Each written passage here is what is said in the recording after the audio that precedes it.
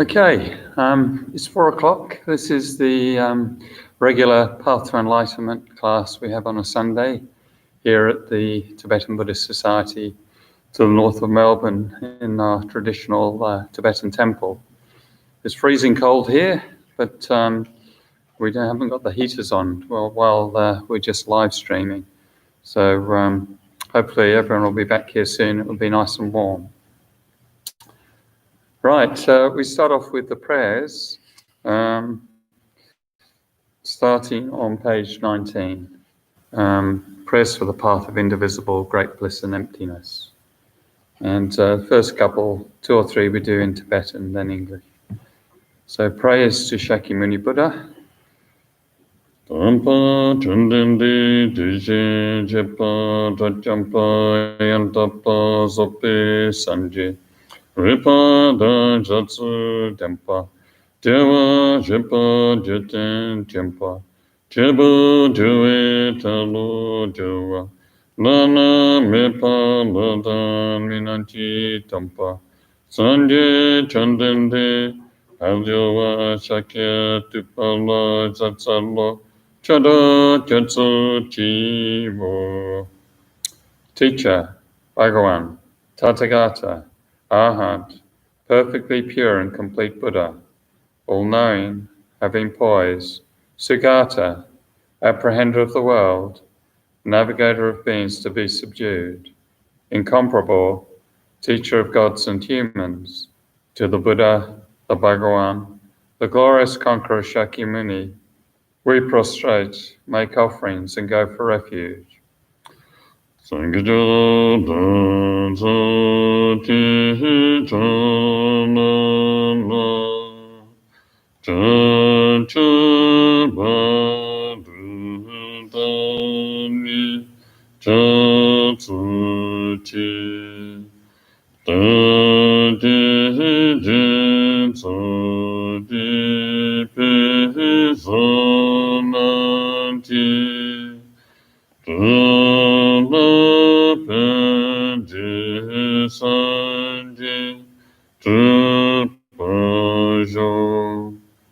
to the Buddha, Dharma, and Sangha, I go for refuge until becoming enlightened. Through the merit of my generosity and so on, may I achieve Buddhahood to benefit all beings. To the Buddha, Dharma, and Sangha, I go for refuge until becoming enlightened. Through the merit of my generosity and so on, may I achieve Buddhahood to benefit all beings.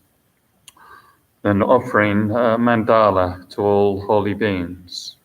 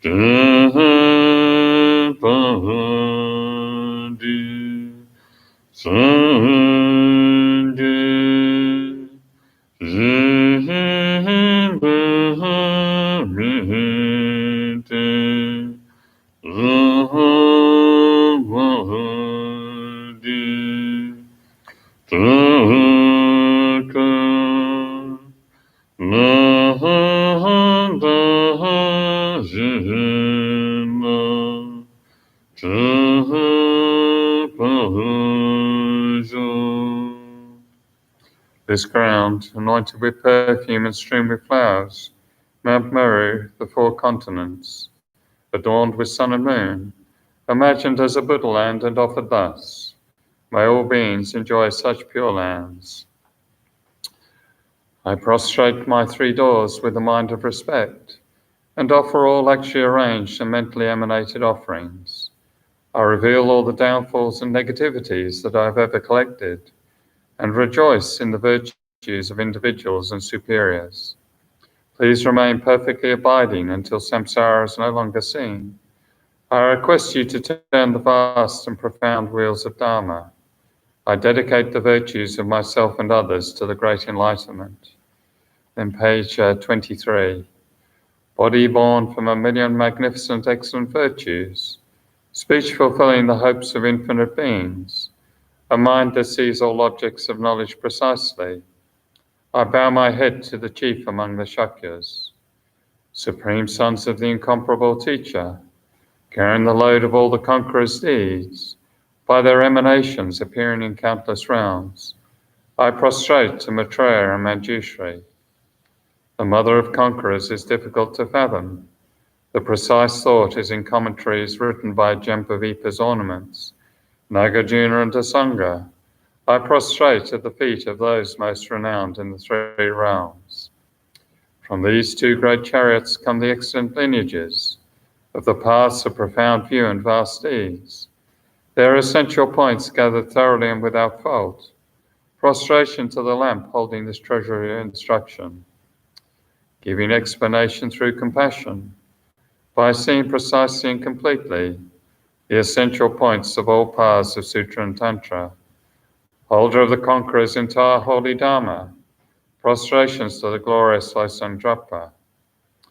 I seen all the infinite teachings. Supreme way of crossing for those entering the journey to liberation. Moved by compassion to deeds skilled in method. Prostrations to the spiritual masters who make everything clear. The kind master is the basis of all qualities, and proper reliance is the root of the path. By seeing this excellence and through much striving, bestow blessings to be devoted with great respect. This gentle support of freedom obtained this one time is most difficult to achieve. Knowing its great value gives rise to a mind seizing its essence constantly day and night. Bestow blessings to generate this continuum unceasingly. It is like a bubble in water, this constantly moving body and life. Thus remember the swift collapse of death. Beyond death, like body and shadow, white and black karmic results follow after. By gaining firm certainty in this, the massive faults, subtle and very subtle, are abandoned, and the accomplishment of all virtuous collections completed, bestow blessings to ever attain conscientiousness. The qualities of samsara are unfit to be trusted. The door to all suffering, do not be content with these enjoyments. By knowing its defects, bestow blessings to develop a great aspiration for the bliss of liberation. By that pure thought, great conscientiousness is drawn forth, a mindfulness and awareness of the individual liberation, the root of the teachings. Bestow blessings to make this the essential practice. Just as I myself have fallen into samsara's ocean, all living beings as mother are also like that. By seeing the responsibility for the liberation of beings, bestow blessings to be trained in supreme bodhicitta. However, by merely generating the mind, if not acquainted with the three aspects of ethics, enlightenment will not be attained. By seeing this excellence, bestow blessings to train with strong effort in the vows of the conqueror's sons. Pacifying distraction toward perverse objects, by way of proper analysis of the perfect meaning, bestow blessings to swiftly and continuously generate the path related to the union of calm abiding and special insight. Thus becoming a vessel trained in the common paths, enter the Vajrayana, supreme evolution of all vehicles, bestow blessings to engage the easy path itself, that sacred way of crossing for fortunate beings. The base of practice for the two aspects of attainment is when guarding the pure vows of commitment is found to be genuine and certain, bestow blessings to protect them even at risk of life. Then by understanding properly the important points, which are the essence of the two stages of the Tantra classes, bestow blessings to practice according to these holy teachings, with continuous effort in the Supreme Full Session Yoga. Like that, may the spiritual friend revealing the gentle path and the friends of proper practice stand firm, bestow blessings to quickly pacify the masses of outer and inner hindrances, In all rebirths may I never be parted from perfect gurus and the enjoyment of the glorious Dharma. By utterly completing all qualities, paths, and grounds, may I quickly achieve the state of Vajradhara. So we start off with some meditation, as per usual. And again, we might focus on an aspect of impermanence, as it's the foundation of the path, and it's our way of dealing with reality. Makes life easier, and makes passing by easier when our time comes. So, sitting in meditation posture, and first of all, letting go of any preoccupations.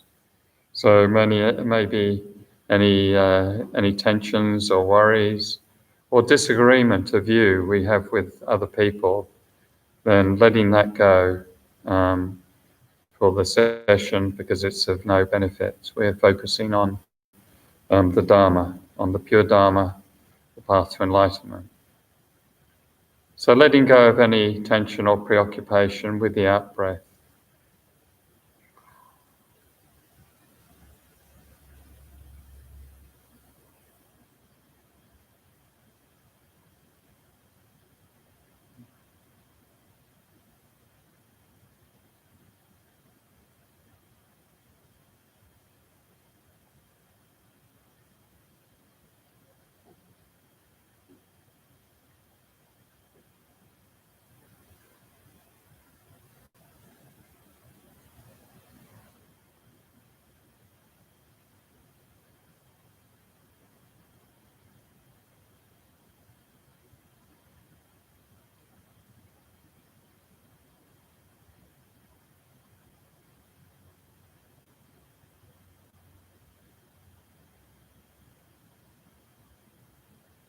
And then focusing on the sensation of your breath, either the sensation of the wind as it enters and leaves the nostrils, or the sensation in your abdomen, in your tummy, with the natural rise and fall of the breath.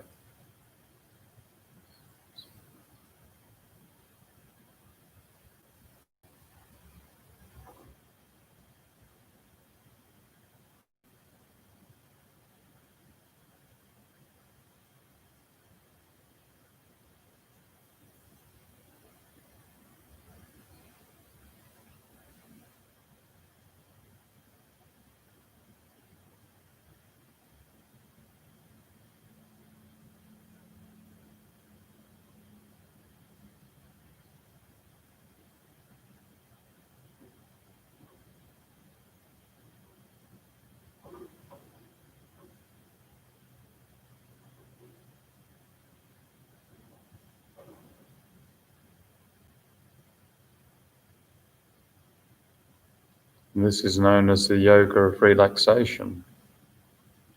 As our mind relaxes, as we let go of too much thinking, agitation.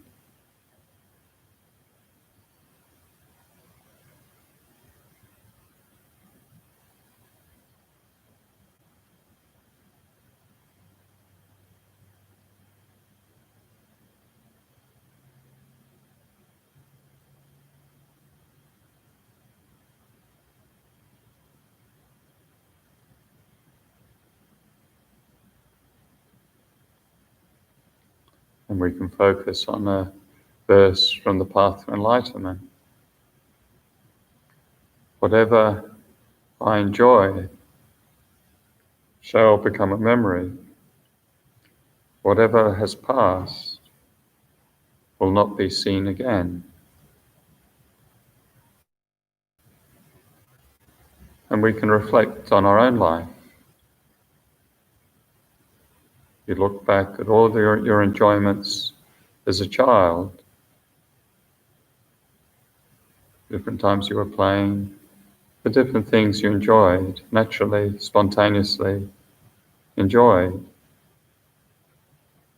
Then all those experiences of enjoyment are gone. They're just memories now. They can't be recreated, relived. We've moved on.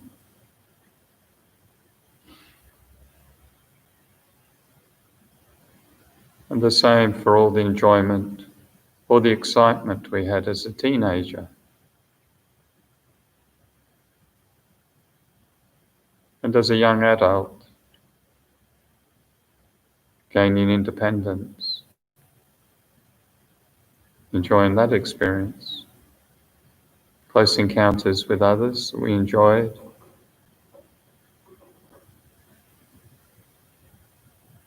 It's all past. It's gone forever. And now just a memory.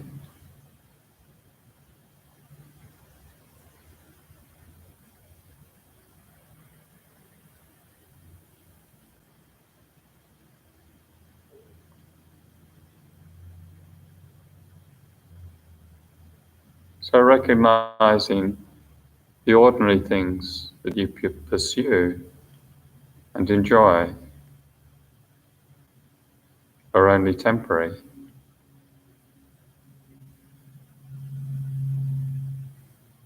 And at the time of our death, we're separated from all those people, all those enjoyments.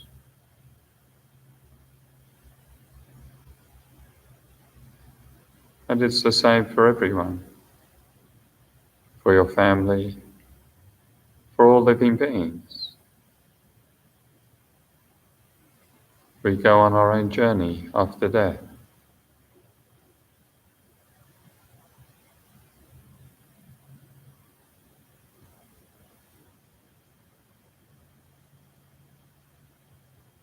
So we're all in this predicament together.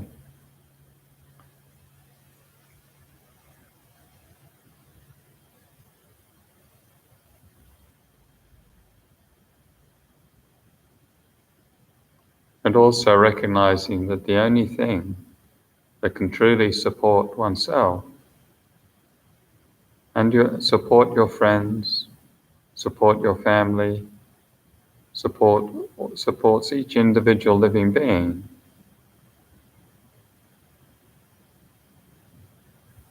is their merit, their positive karma, their compassion and love, their wisdom, and that these things sustain us both in this life and going from life to life.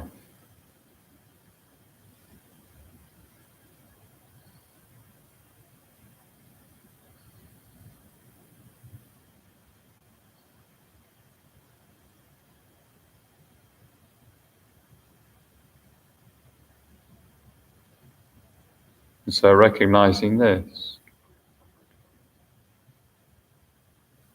we can generate the supreme mind of enlightenment,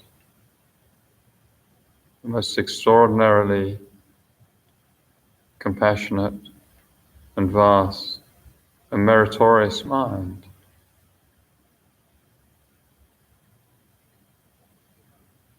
That in order to benefit all living beings and help alleviate the suffering of all living beings, then I must attain enlightenment.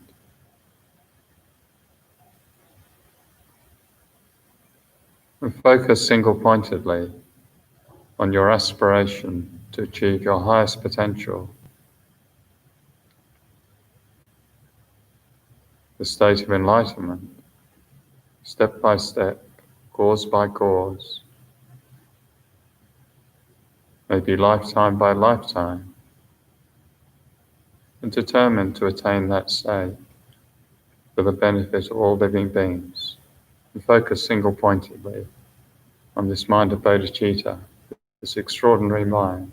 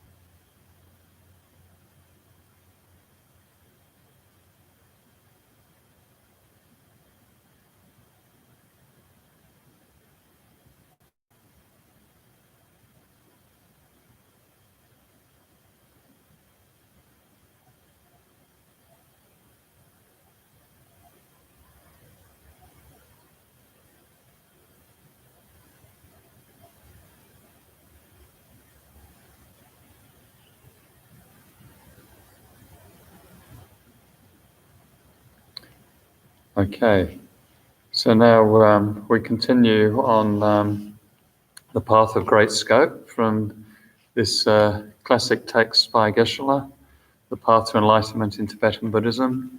And we're on the path of great scope, the bodhisattva grounds, or the perfections, or the transcendent actions. So I think they're called bodhisattva grounds because if you attain these states, they're the ground or the basis of higher and higher realizations. And we're hopefully today we'll finish the perfection of patience, the third. So the first is perfection of generosity, then perfection of ethics, and the third of these bodhisattva actions are the perfection of patience. And we're up to 718. So there's the division of three types of patience, and we've looked at the first one, the patience of non-retaliation. So today we'll look at the next two, which is the patience of voluntarily enduring suffering, and the patience of definitely thinking about the Dharma. So voluntarily, if I can pronounce it, voluntarily, I can't even pronounce it, let alone do it. Voluntarily enduring suffering. So the Buddha taught in the truth of suffering, the reality in samsara is we experience various degrees of unsatisfactoriness or suffering throughout our lives because our minds in particular, but our minds and bodies are conditioned by delusion and karma.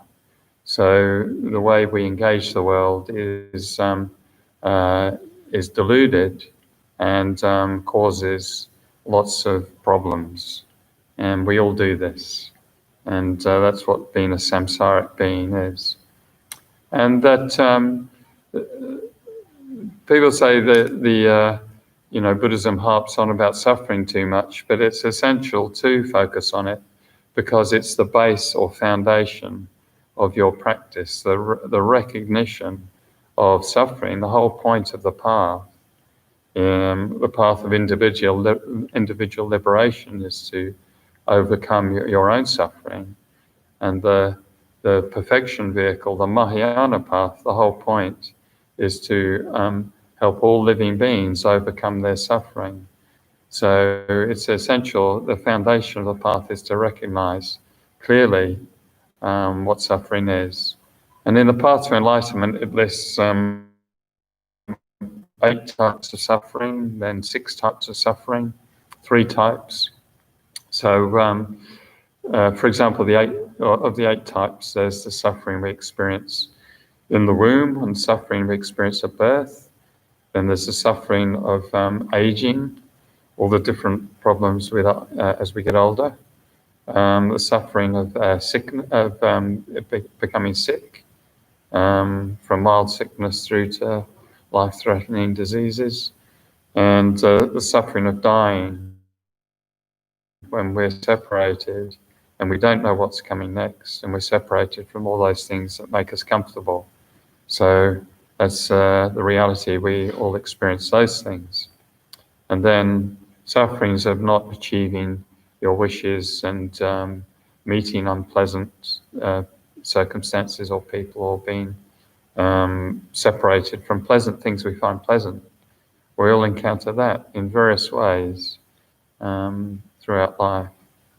So there's most of the 8 sufferings, and the 6 division of 6 sufferings includes things like the suffering of uncertainty, that there's nothing we can truly rely on an enduring basis because everything's impermanent, everything's uncertain. The climate's uncertain, the economic system in the world is uncertain, business is uncertain, your job's uncertain, relationships are uncertain, people break up, people get separated, people die. So there's uncertainty there.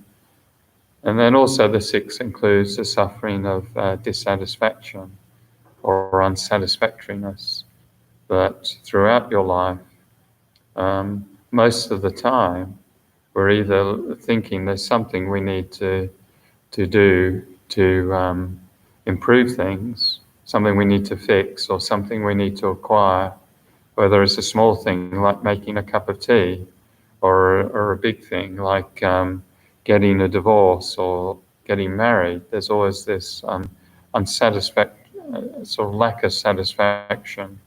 It's sort of not an enduring state of peace and happiness. That's the suffering of unsatisfactoriness. Then there's the six also includes things like loneliness, that we're born alone. We have to experience our karma alone, and we experience the death process and the movement to our next life alone. No matter how close people are to you, how close we are friends and family, no one can experience your tooth abscess for you. If you have a back injury, a spine injury, no one can experience that for you. You have to experience it yourself. So that's sort of, we're alone in that regard. We have to experience our own karma. How we see the world is unique to ourselves, and how we respond and how we make problems for ourselves in whatever way, getting upset or getting jealous or getting worried or whatever way we do it. That's our own individual karma. So yeah, that's the 8, 6, and 3. And all life, we experience different things. We experience disagreements with people, tension in relationships, and different beliefs. We experience various bouts of unhappiness, maybe accidents, job loss, separation, and sickness and so on, flu, tooth problems, whatever. So the truth of suffering is something it's good to recognize, and because then we're motivated to find the cause of suffering and the remedy to suffering. So that we're inspired to practice the Four Noble Truths. If we veer away from the subject of suffering, then we're not going to be motivated to remedy it, to seek the path to enlightenment, the path free from delusion. So, on top of suffering, we have problem reactions to it. So we instinctively pulling away from suffering is probably a good reaction. That's if we didn't have that instinctual movement away from a fire, if it's burning us, then we're obviously going to damage our body. So that instinctual pulling away is useful, but sometimes we can't pull away from the suffering experience. We have to experience it. So and when we do, it can be whether it's job loss or partner leaving us or someone dying, whatever the suffering is. When we do, often we engage it with too much worry, too much anxiety, thinking, sort of mental projection about what the future holds, or superstition. We might not be able to relax. We might not be able to sleep. We might not be able to smile because of what's happening, or we might. It might be the cause of a breakup of a relationship because we've got the suffering of losing our job or the suffering of cancer, and we don't deal with it well. Then it can cause a breakup. People commit suicide because of suffering. People get very angry because of suffering situations, and they feel it's unjustified. So we have all these different problem reactions, and we worry about the past, the present, and the future.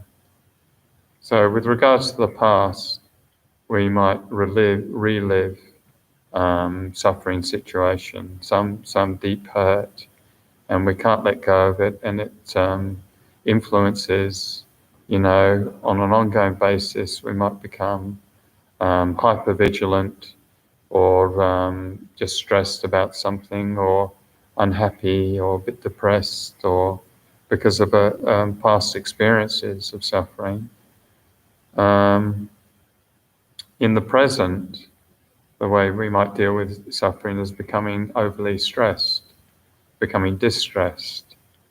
And with regards to future suffering, we start imagining all sorts of possibilities. We haven't even experienced that future suffering yet. But what if this, what if this happens, that happens, I'm not going to be able to pay my mortgage, my partner might leave me, I'm whatever, I'll lose my job, I won't be able to get another job. Thinking. So our way of engaging possible future suffering is also running to suffering. It's, we're sort of expert at unskillfully dealing with difficulty. So that's what this patience of voluntarily enduring suffering is useful for. It's looking how does the Buddha apply, what methods can we apply. So for example, another unskillful way is sort of collapsing in a heap. So if you're in a war and as soon as the first bullet's fired, you and your army just turn tail and run, you'll be defeated. You'll be overrun. So it's the same way with experiencing problems in life. If we sort of collapse in a heap and hit the bottle and start shouting at people, then we're defeated and we're overrun. So I'll give a quote. Geshe used to quote Shantideva quite a bit. And the Shantideva verse is something along the lines of when they, it's with regards to a battle situation and soldiers, when they see their own blood become even more brave and steady, but when they see the blood of others faint and fall unconscious, then these reactions come from the mind, being either courageous or timid. So therefore I should disregard harms caused to me and not be affected by suffering. And so Geshe gave a bit of a comment on that. He said during wartime, some soldiers, they sees his own blood, and some of them become more courageous. They're not frightened to death. But some don't see their own blood. They see the blood arising from others, and then they fall down shocked. Why is there this difference?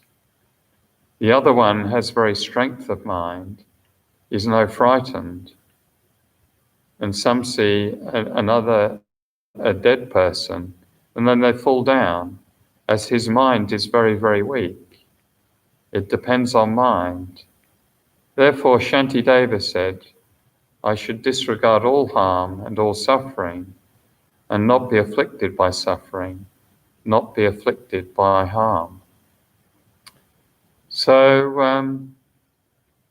the Buddha sort of is instructing us to reframe our experiences so they become meaningful. This voluntarily enduring suffering. I think in English a common phrase is "take the pain."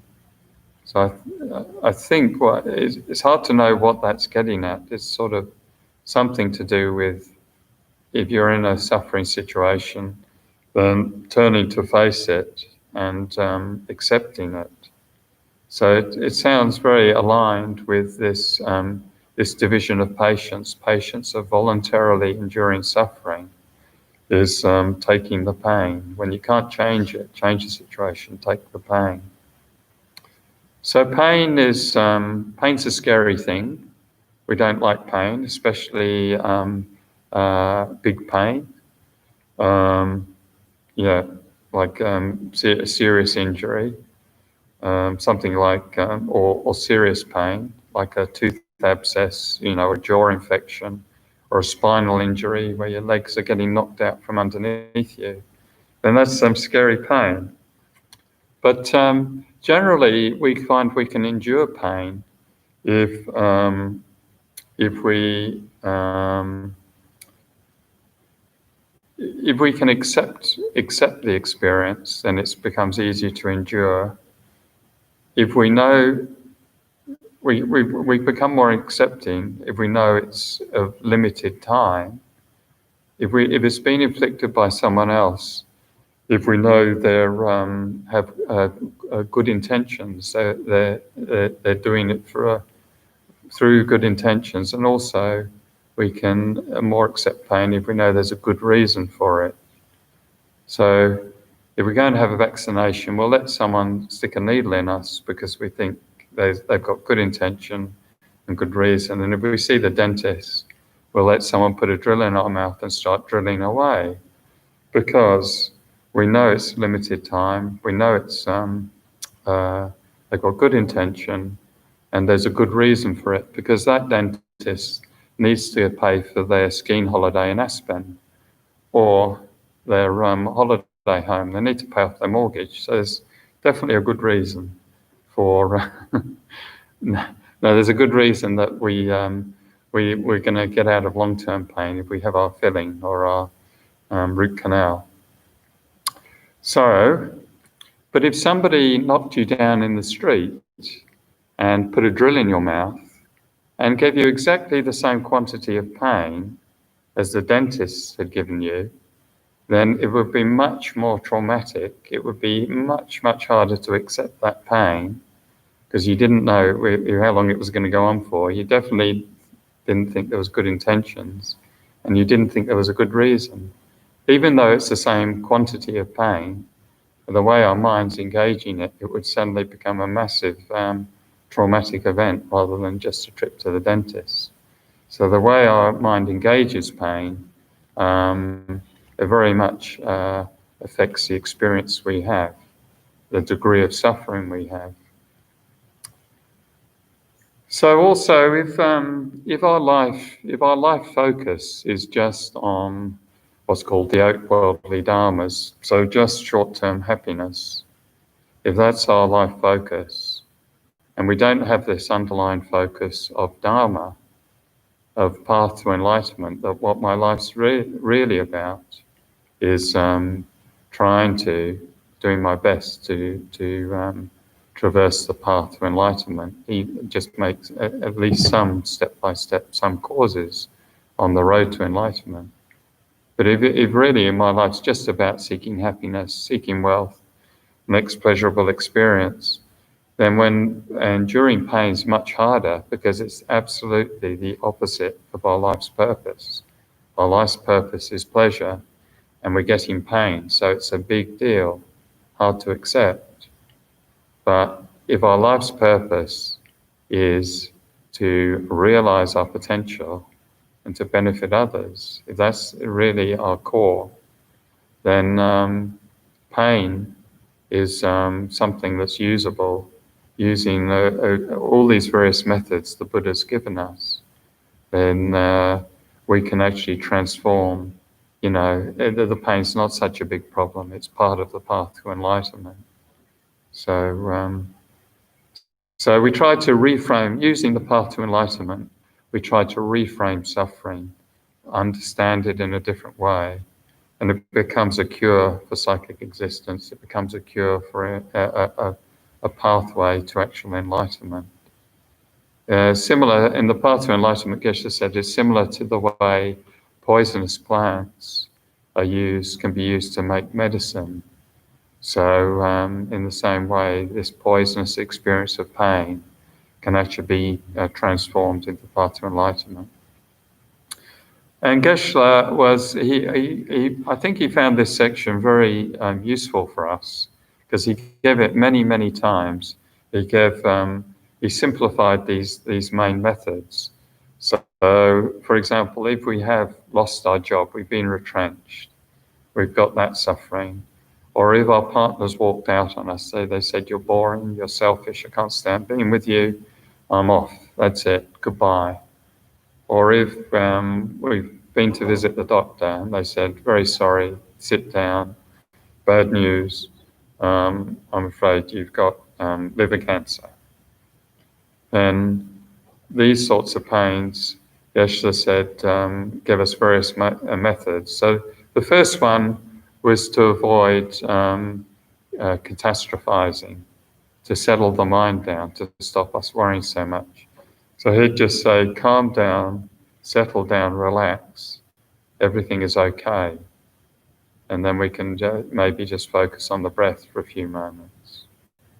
And this opposes the mind of catastrophizing, which we often do when we're in a difficult situation. It builds up in our mind, becomes the main focus, the main thing, the big issue, and we can't stop thinking about it. So, I heard a good joke about catastrophizing. It said, it was a pun. It said, don't worry if you don't know the meaning of Armageddon. It's not the end of the world. Anyway, just thought I'd give a bit of a bit of a pun there. So these methods, we can ideally, if we're in a difficult situation, spend 5 minutes meditating on each one. So first one, calm down, settle down, relax, everything's okay. Just focus on the breath, 5 minutes. The second thing we can focus on analytically is to fully recognize, I didn't wish for this. So we acknowledge we don't like this. We acknowledge I didn't wish for this, but through the force of conditions, it naturally happened. Therefore, I can patiently accept it. So this is a useful thing because first of all, we're acknowledging, our mind's complaining, this has happened, it's not fair, blah, blah. First of all, we're acknowledging, I didn't wish for this, I acknowledge that. But then we're acknowledging this arose, it's not my fault or just the other person's fault. It's through the force of conditions. So many conditions, like our internal conditions, our karma, our merit, our various habits, our way of seeing the world, seeing this situation, reacting to it. They're all internal conditions. And then through all the external conditions, like maybe our history of relationship with this person and what's happening in the world, the economy, so many things have come to bear into this situation where my partner's just walked out on me. It's through a mass of different conditions. So therefore, it reduces the sort of reification or exaggeration of the problem into a single thing. And we recognize it's a dependent arising. It's come through many conditions. So we might meditate on that for it. That allows us to accept it more and to take the pain. To take the pain. So next we can meditate for 5 minutes. It's not only me that is experiencing this. So many other people have experienced cancer of the colon. So it's not only me that's experiencing that. And this is an antidote to our tendency to just focus on ourselves when the going gets tough. And it becomes a bit suffocating. There's so much worry about ourselves and what's going to happen to me, and how I'm not going to be able to cope with this. It's all about I. So focusing for 5 minutes, not only me, so many people have experienced this, and they found ways of getting by. So we might spend 5 minutes on that. And then we might spend 5 minutes on many people experience worse suffering than this. So I can disregard this suffering. So, I've got the suffering of my partner's just walked out and left me. But some people have the suffering, their house is burnt down, or there's a war, their country's been invaded, their family's been shot, their house has been destroyed, or another person's got the suffering. They've got cancer and their partner's left them. They've got much worse suffering. Or they're in poverty, or they're in a drought or in famine, and they've got nothing. So then we can spend 5 minutes focusing on that, and that reduces the tendency to sort of exaggerate, and gives us some confidence we can handle it. Okay, then the next 5 minutes we can focus on Shantideva's classic question: why be unhappy about something if it can be remedied? And what's the use in being unhappy about something if it can't be remedied? So this pulls us to our senses, and we realize, well, I could worry about this all my life. I could worry about it for the next year, next 10 years, but it's not going to change it. So it's a very useful question to pose to yourself for 5 minutes, and that opposes excessive worry. And then we can spend 5 minutes focusing on impermanence. Then that this situation naturally arose, and it will naturally disappear. And I'll gain new experiences, new situations in life. Or if it's going to be the end of this life, I'll experience new situation in my next life, a new adventure. So through meditating on impermanence and accepting the reality of impermanence, then that opposes the feeling this is going to go on forever. This thing that's troubling me is so terrible, and it's going to go on forever. We realize it's not going to. So it's a useful antidote. These are analytical opponents to our various destructive emotions or delusions that arise with difficulty. Then on page 719, Peerless Master and the great scholar Shantideva, in engaging in the Bodhisattva deeds, he says, further, the qualities of suffering are that grief dispels arrogance and compassion arises for those in psychic existence. Non-virtue is shunned and joy is found in virtue. So on top of those previous antidotes and methods, we can also focus on these, that hardship and difficulty is an opportunity for someone who's trained in the Bodhisattva tradition. So Shantideva is saying, arrogance is dispelled. Suffering has this quality where our egos, we might be thinking, I'm great, I'm so good, I'm so wonderful, so confident, so strong. And then we get stricken with a disease, or something terrible happens, and the ego's crushed. We're no longer saying, I'm great. When we're afflicted with the flu or COVID, we're actually just thinking, gee, I hope I can get by.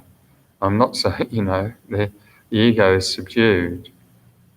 I remember one journalist went to visit Ronald Reagan when he was ex-president. So he was president of the United States, most powerful person in the world. And naturally you can feel, if you're the president and everyone's fawning around you and you've got this great power, you've accomplished this amazing thing, then you could feel quite a big ego. But Ronald Reagan, when he was in the nursing home with dementia, the journalist went to visit him and according to this article, he just wanted to show him his different coloured jelly beans. So no longer great, no longer big ego, just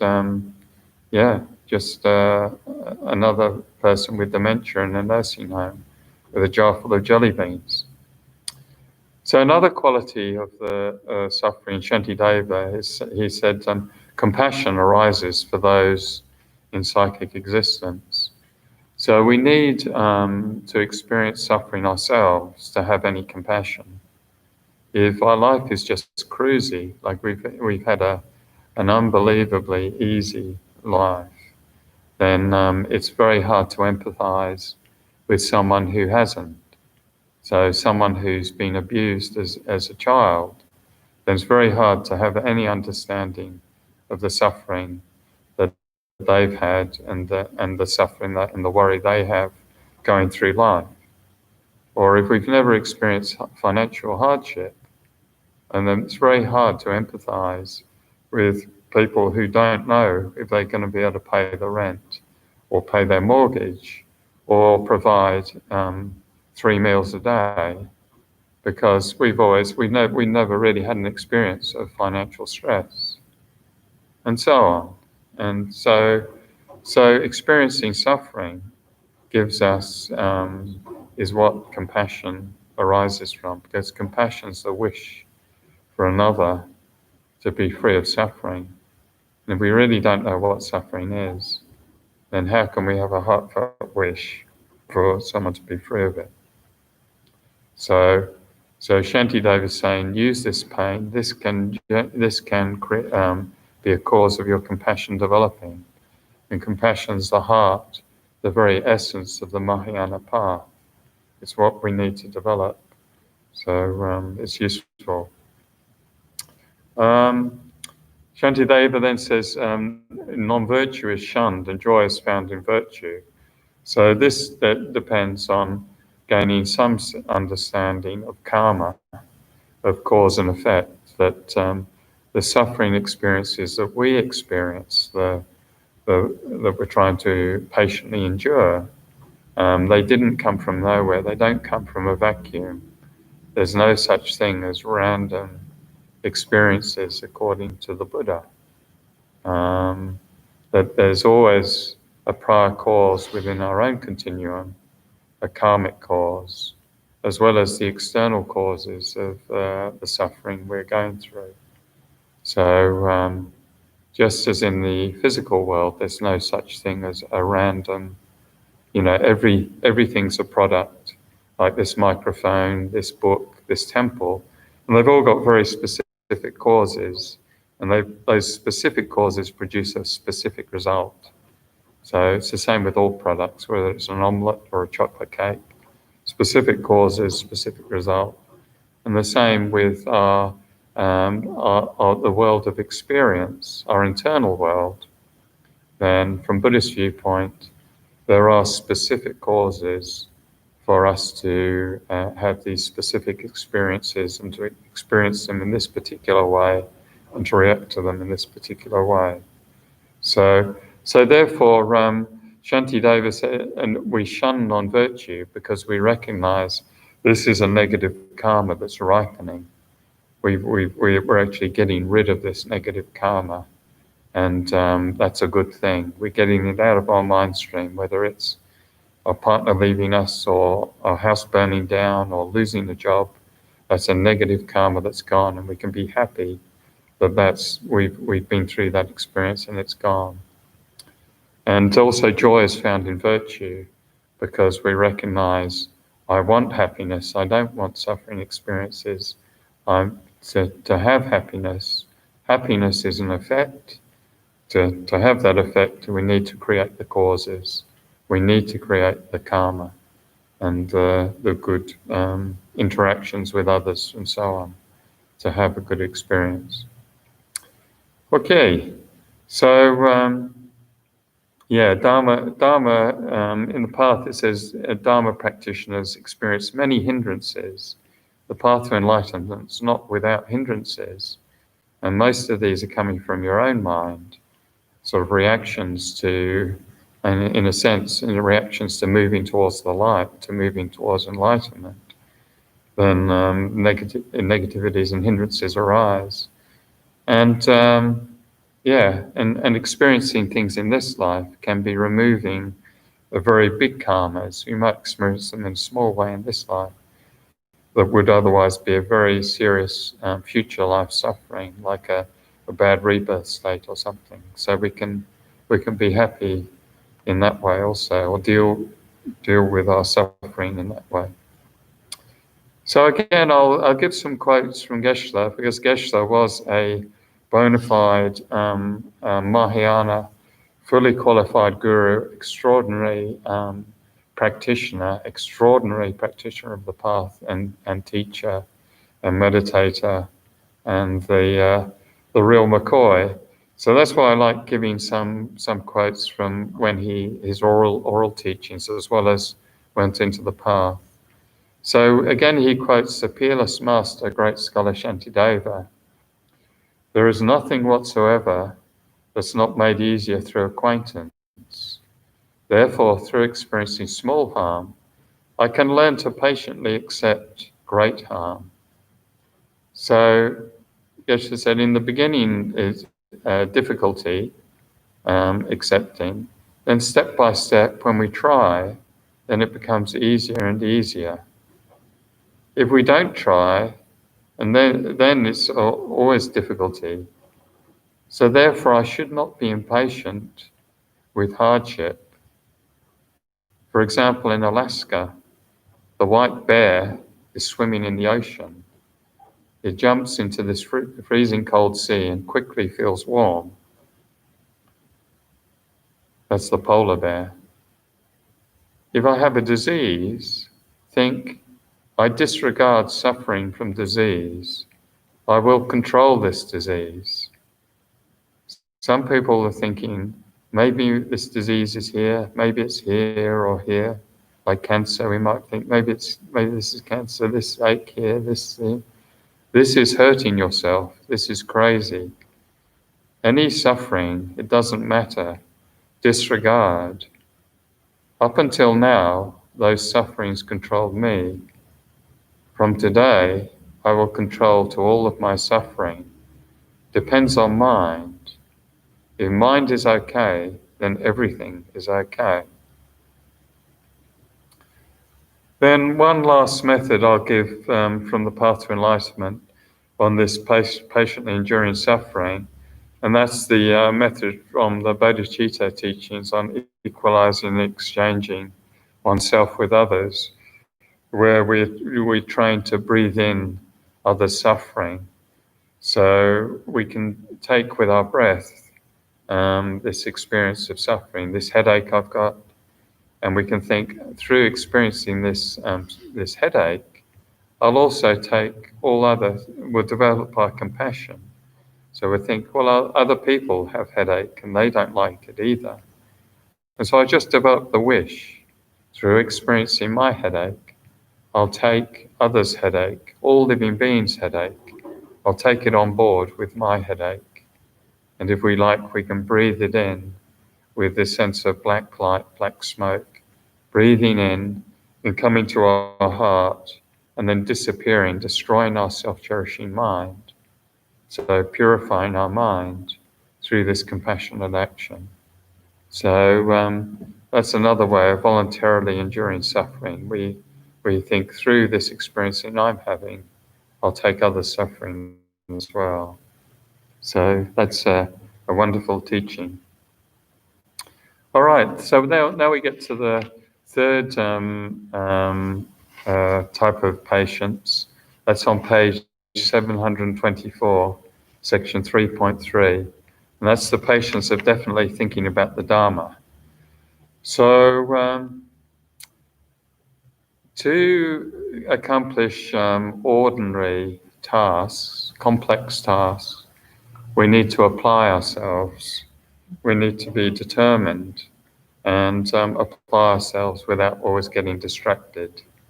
So we need to persist. So, for example, if we're always distracted by a smartphone, these days, I know I'm always checking my phone, what's the latest news?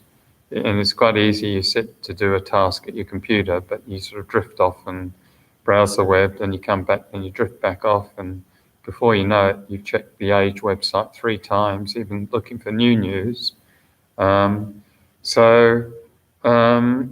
this hyper-stimulated era, it's quite hard to really apply ourselves with difficult tasks. So a gymnast, for example, if you want to become a a gymnast. That's a complex task.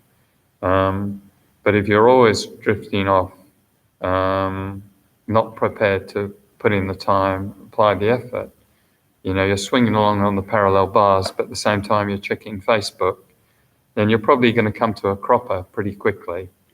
Similar to the Inspector Clouseau when he's trying to relive his youth on the parallel bars, and he's professing to be a master at this, and he swings over, dismounts, and then disappears down the stairwell because he didn't quite know what he was doing. So patience with ordinary tasks, it's hard to do them if we don't enjoy them. It's hard to become good at something if we're not enjoying it. It's hard if we're bored, if we're upset, if we're frustrated, if we're unhappy, if we're disappointed because we're not good enough quickly enough, like we're grasping the expertise or the result, even though we haven't put in the hard yards, then it's hard to actually become good. So Geshe said, with patience, anything is possible, but without patience, nothing is possible. So that's just looking at ordinary tasks. So with Dharma tasks, it's similar.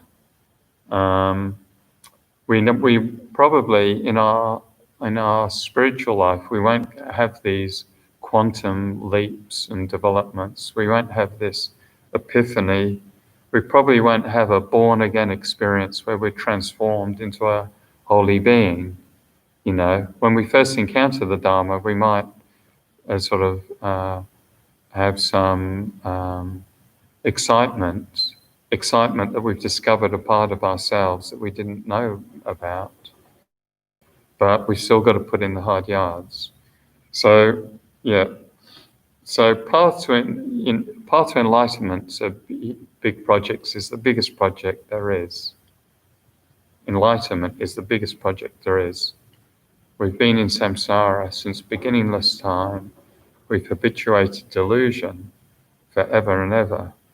So if we practice for 20, 30 years and we still have childish reactions, like myself and like many other Dharma practitioners I know, then we shouldn't be too frustrated or depressed by this, because the reality is we've been in samsara forever, and it's a massive task. Enlightenment's a massive task. We're bound by delusion, we're bound by ignorance, we're bound by self-cherishing, we're easily upset, and so we need to apply ourselves step by step, continuously. So to do that, we need patience, and we need a joyful Dharma practice. So if you see your meditation cushion and you're filled with dread and loathing, then something's going wrong with your practice. Or if you see this magnificent holy temple and you can't bear it, all these images of enlightenment, then something's going wrong. Or if you open the path to enlightenment, you think, oh, yeah, I've read that before. Karma, yeah, read that. Oh, yeah, impermanence, suffering, yeah. Then something's going wrong with the practice. We don't have this patience of definitely thinking about the Dharma. We're being controlled by delusion. So we need the sort of mind that His Holiness says. I don't know the exact quote, but it's something along the lines as long as suffering exists, as long as psychic existence exists, then I will work for the benefit of others. We need that sort of patience. It doesn't matter how long we're going to practice Dharma. And we need it for good conditions, bad conditions, on retreat, whether we have good meditation, bad meditation, then we need that sense it doesn't matter. I'm going to apply mindfulness I'm going to apply awareness. I'm going to try and remain mindful of the Dharma. I'm going to try and apply antidotes to my delusions and keep going. So Geshe said, practice like a gently flowing river. So, something like the Ganges or the Mississippi just keeps rolling along.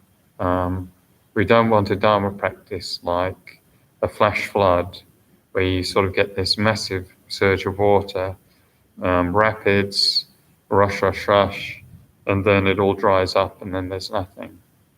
So we want to be, with our Dharma practice, like a gently flowing river, continuously, easily, and trying to apply the Dharma to our lives and engage the Dharma while we can.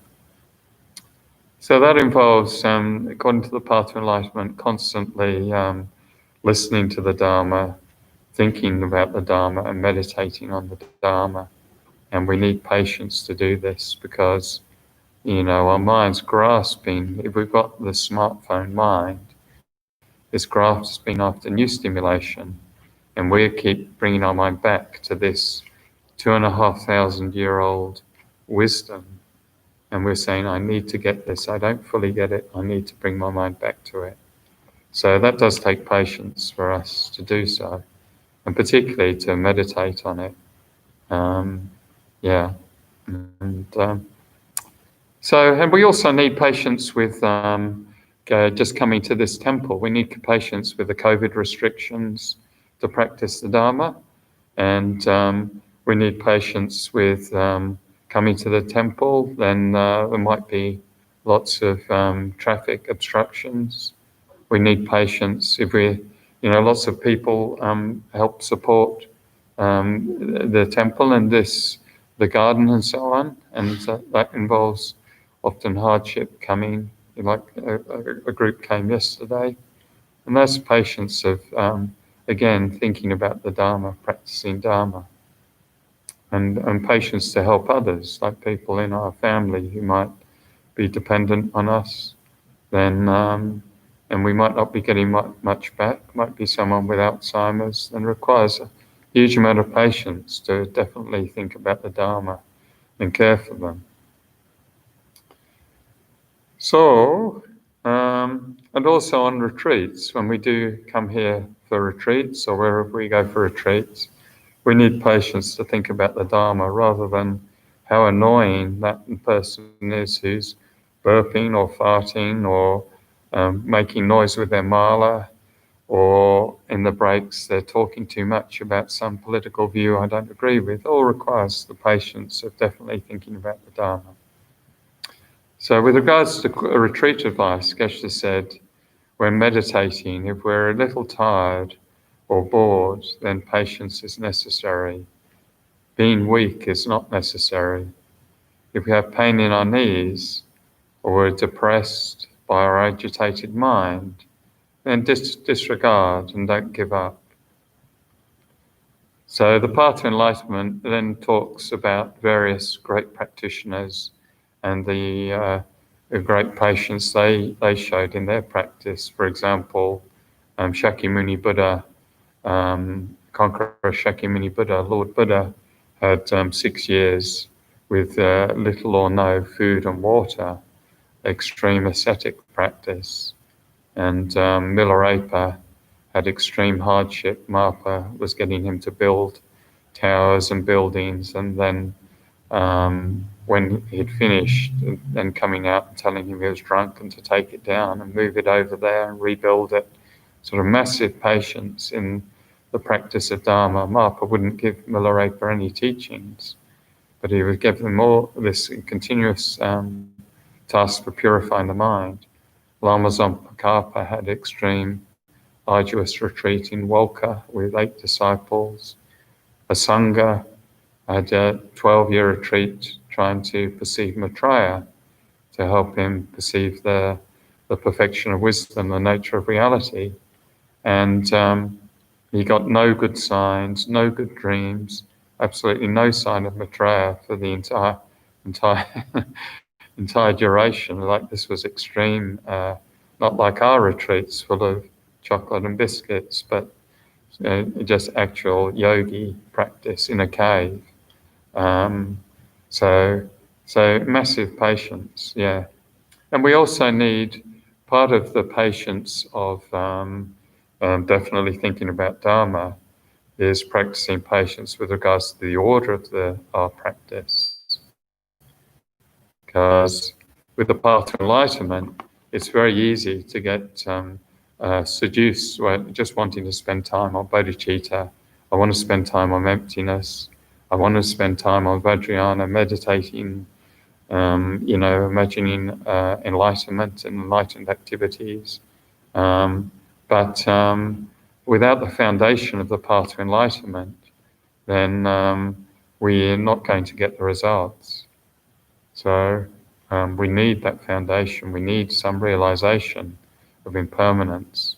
We need the realization of suffering, We need the realization of karma.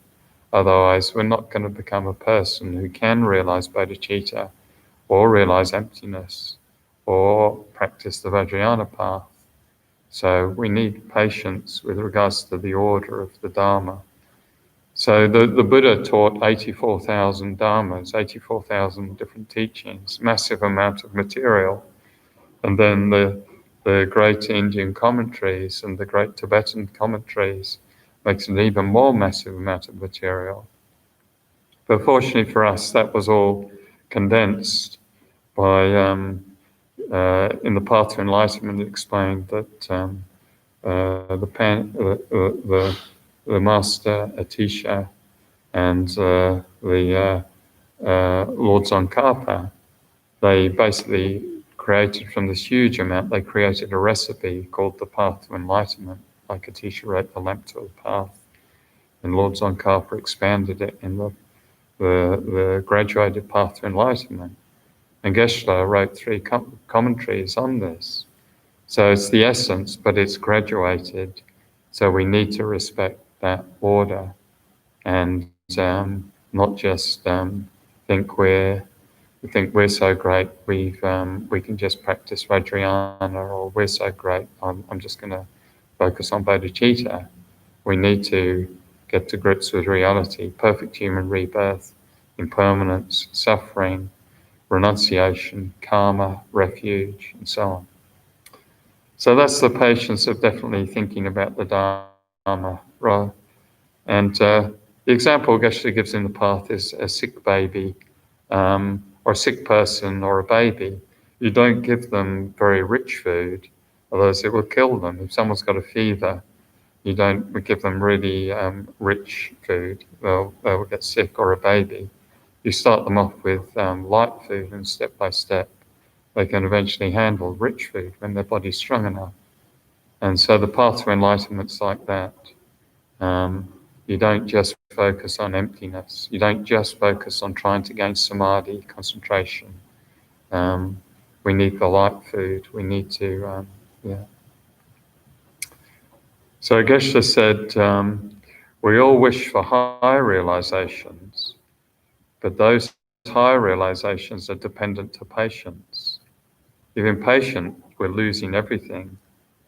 Any suffering, it doesn't matter, disregard. Then the path to enlightenment then points out the various, this section of definitely thinking about the Dharma. It then lists various meditation objects, eight objects here. Objects of faith, which are the qualities of the 3 jewels. Objects to be cultivated, the 2 emptinesses. Objects of desire, the powers and capacity of Buddhas and Bodhisattvas. Objects of practice and abandonment, which is white and black karma. Objects of meditation, the 3 higher trainings and all paths leading to enlightenment, and so on. But really, the essence is all in the path to enlightenment. Fortunately for us, we have this path, this extensive commentary, which is sort of recognized around the world as really an absolute masterpiece as a commentary on the path to enlightenment. And Geshe in Tsongkhapa's tradition also wrote the essence of the path, and meditations on the path to enlightenment. To make it very easy for us. Then, how are we going time-wise? We're going running a little bit. I'll just mention practicing patience with the auxiliaries. So we finished patience today. So for it to be a bodhisattva action or a perfection of patience, we need to try and practice with the three supreme qualities, and then a small effort of patience accumulates vast merit and wisdom. And it goes all the way to enlightenment, those actions. So the three supreme qualities are supreme reliance, which is bodhicitta, supreme method, which is emptiness, and supreme dedication towards the enlightenment of all. So supreme reliance, we might say, all right, I'm going to be this person I absolutely disagree with, but I'm going to do my best to be patient with them. And I'm going to do that to develop my patience, so I may quickly attain enlightenment for the benefit of all living beings. Then that practice of putting up with someone whose views you disagree with, and they might be quite entrenched with those views, that practice of patience then becomes a bodhisattva action, and becomes the result of that action is the physical form bodies of the Buddha, so the enjoyment body and emanation bodies. The supreme method is I practice patience with the cycle of the three emptinesses. So this person who's shouting at me is not inherently, from their own side, the negative, nasty piece of work that I'm seeing them as. The I that's been insulted, the me that's getting upset, this I, isn't inherently existent, independently existent. And this action of them abusing me isn't from its own side inherent abuse. It's dependent. It again is dependent arising. Depends on the perceiver. Depends on the person, the abuser, and depends on the convention that this is abuse and so on. So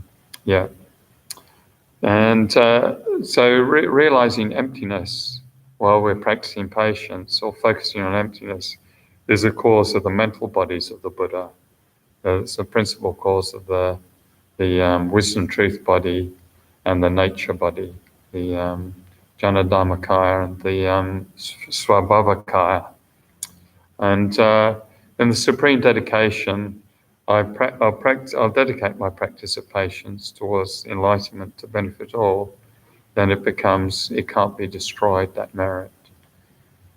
So next is the six supreme qualities, and as well as those three supreme qualities, they include supreme object. So we try and practice the highest standard of patience with equanimity for all. It includes the supreme purpose. So we practice patience for the temporary and ultimate happiness of all, and supreme purity. So while we're practicing patience, we try and keep our mind pure of delusion and other afflictions. And then Geshe mentions we can practice patience with six perfections. With generosity with patience. So while we're practicing patience, we try and show others how to. Ethics with patience. So we don't break our vows or harm others while we're practicing patience. Patience with patience, where we aspire to practice patience continuously to enlightenment. Joyous effort with patience, so we practice patience with joy and energy. Concentration with patience, so we practice patience with an undistracted and calm mind. And wisdom with patience, so we use our analytical wisdom to go through all those methods that I mentioned, and also to focus on emptiness.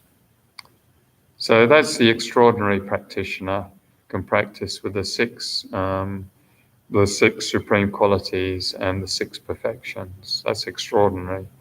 But a medium practitioner practices with the three supreme qualities. So some meditation on bodhicitta, emptiness, and dedication.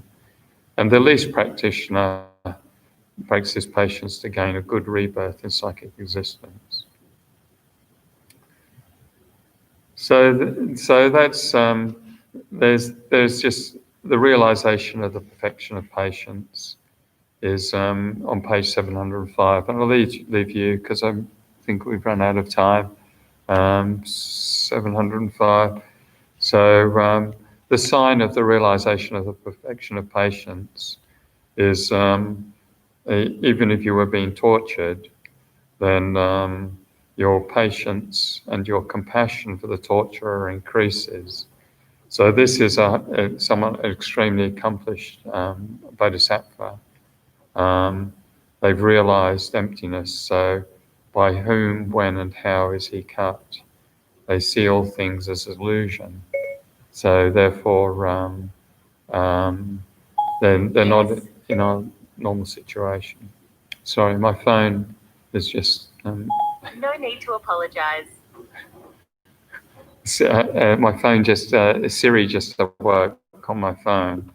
So, yeah, I don't know how that happened. Anyway, so...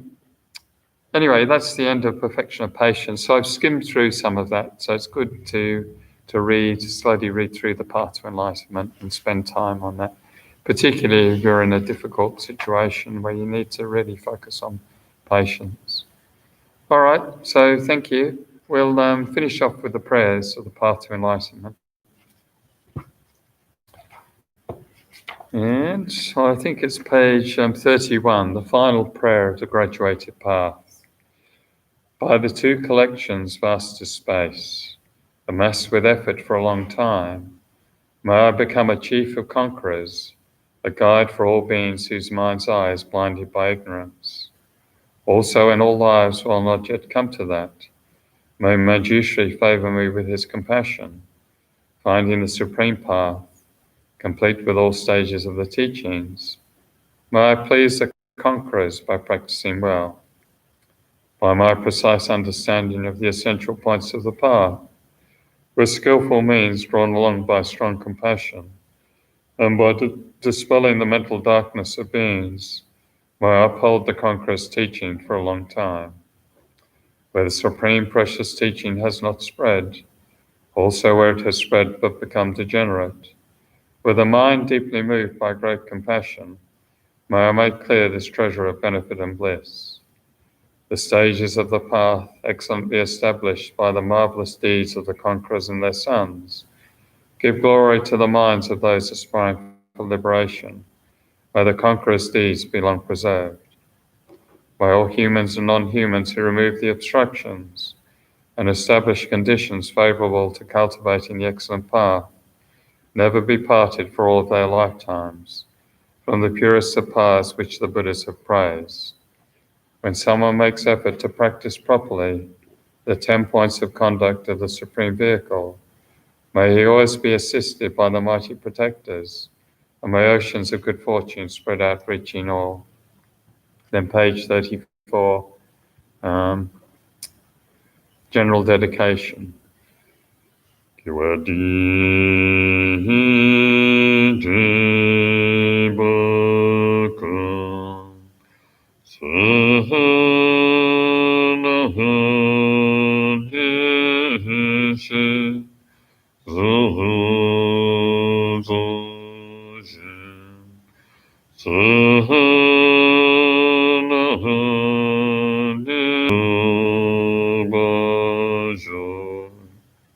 By this virtue, may all beings complete the collections of wisdom and merit, and attain the two holy bodies arisen from wisdom and merit.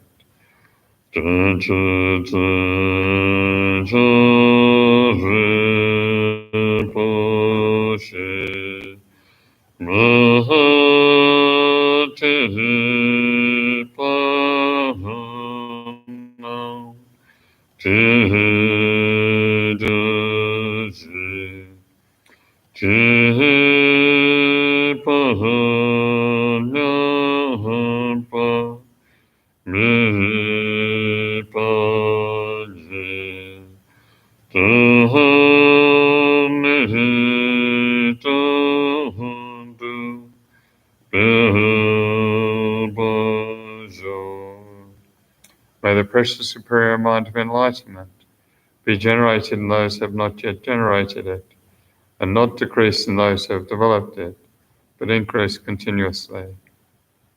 Okay, thank you very much. If anyone wants to send in questions, then you're welcome. Otherwise, we'll see you next week. Yeah, and maybe as homework, we can deliberately put ourselves in annoying situation and practice patience.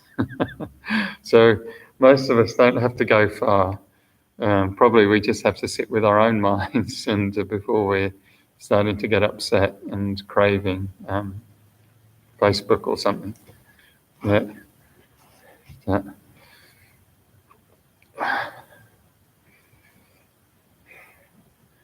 And thanks for the patience of putting up with me.